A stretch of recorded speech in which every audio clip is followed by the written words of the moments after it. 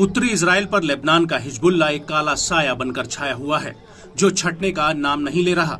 जैसे जैसे दिन बीत रहे हैं, वैसे वैसे इजराइल और हिजबुल्ला के बीच सीधी जंग की आग और ज्यादा भड़कती जा रही है। इजरायली सेना की लाख कोशिशों के बावजूद हिजबुल्ला के हौसले पस्त नहीं हुए हैं, बल्कि वो अब दोगुनी ताकत से और ज्यादा इजराइल पर हमले कर रहा है।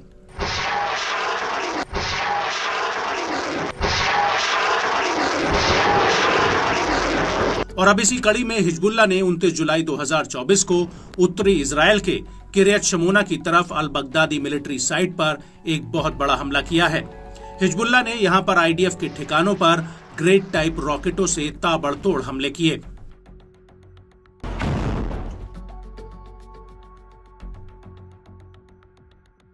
और इस हमले के बाद हिजबुल्ला ने दोपहर होते होते अल राहिब सैन्य चौकी पर भी इजरायली सैनिकों पर जबरदस्त अटैक कर दिया।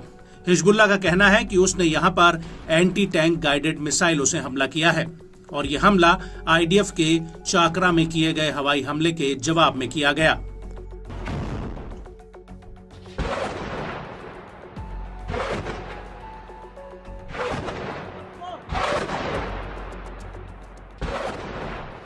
हिजबुल्ला का यह भी कहना है कि इस हमले के तकरीबन 5 मिनट बाद यानी 3:20 पर अल मलीकिया मिलिट्री साइट पर इजराइल के जासूसी उपकरणों को उड़ा दिया गया।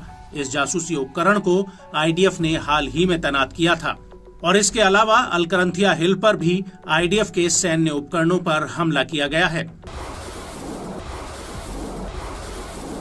और इन हमलों के बीच गौर करने वाली बात यह है कि इसी दिन हिजबुल्ला के लड़ाकों ने आईडीएफ के मेरकावा टैंक को भी अल राहिब मिलिट्री साइट पर निशाना बनाया था।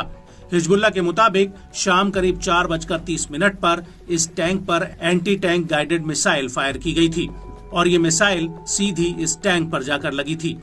और इस टैंक पर हमला करने के बाद हिजबुल्ला ने एक साथ 3 और हमले किए, जिसमें अल अबाद मिलिट्री साइट पर कई जासूसी उपकरणों को निशाना बनाया गया।